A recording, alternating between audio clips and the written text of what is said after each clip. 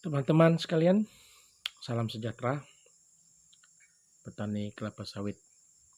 Salam sejahtera, sehat selalu ya. Sehat selalu, sukses selalu. Tak bersemangat menjalani hari-hari kita sebagai petani kelapa sawit.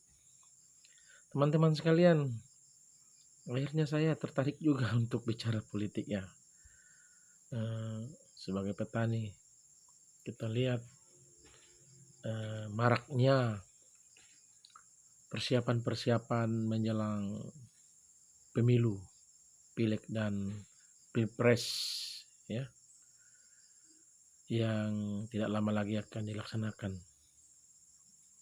Kalau tidak salah beberapa minggu lagi ya, tanggal 14 bulan Februari ya, tanggal 14 bulan Februari, pemilihan pileg dan pemilihan untuk presiden dan wakil presiden. Yang menariknya teman-teman, para partai dan caleg-caleg dan kandidat-kandidat kita ini masih menggunakan kampanye gaya lama, gaya jadul, yaitu turun ke jalan, mengumpulkan massa turun ke jalan-jalan. Itu gaya-gaya pileg, maksud saya gaya-gaya kampanye jadul, zaman lama.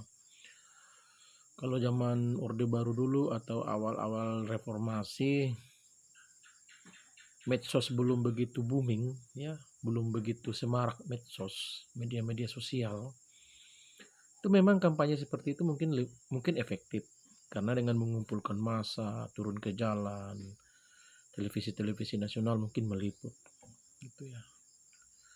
Jadi turun ke jalan ramai-ramai pakai sepeda motor dengan knalpot yang brong-brong gitu kan. Itu mungkin kalau zaman-zaman dulu mungkin masih bisa dipakai ya. Tapi kalau buat sekarang teman-teman, kampanye dengan mengumpulkan massa turun ke jalan motor itu malah menimbulkan ketidaksimpatikan dari rakyat. Rakyat menjadi tidak simpatik karena macet, mengganggu pengguna jalan yang lain, menjadi contoh yang tidak baik. Pengendara sepeda motor buka-buka baju, tidak pakai helm, bahkan cenderung melawan polantas di jalanan. Itu kan tidak efektif, tidak baik, tidak simpatik jadinya rakyat. Akhirnya ya bisa-bisa menggerus suara. Orang yang semula mungkin pendukung akhirnya malas melihat gitu ya. Jadi tidak tersampaikan. Apa yang menjadi program itu tidak tersampaikan dengan model-model kampanye seperti itu.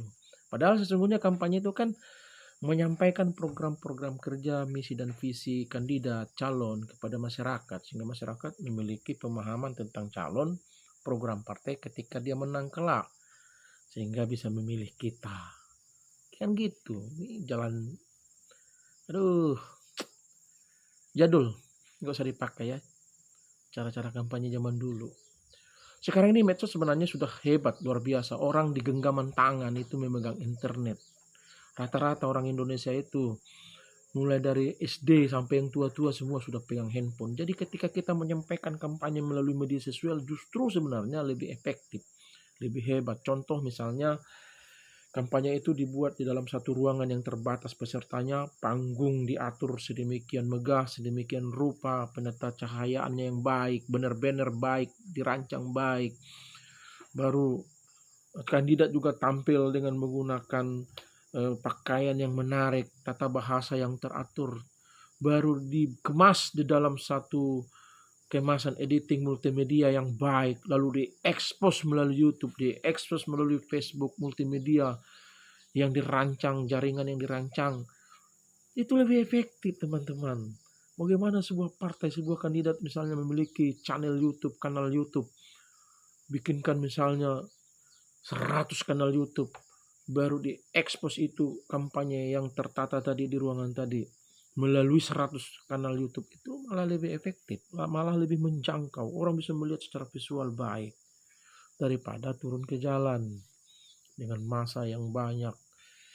Aduh, ya itu cara-cara kampanye jadul tidak berguna dan tidak efektif, malah bisa menggerus suara kita. Orang tidak simpatik, akhirnya menggerus suara kita. Oleh karena itu, coba dirancanglah lebih smart gitu, lebih cerdas gitu, mengemas suatu kampanye partai dan kandidat agar menuai simpatik dari masyarakat. Itu saja teman-teman, buat kita semua petani kelapa sawit.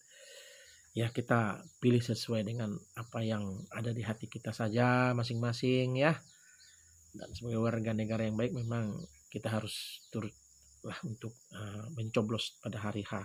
Silakan dicoblos sesuai dengan apa yang ada di pikiran dan hati kita lah. Itu saja teman-teman. Salam sukses, sukses selalu buat kita semua.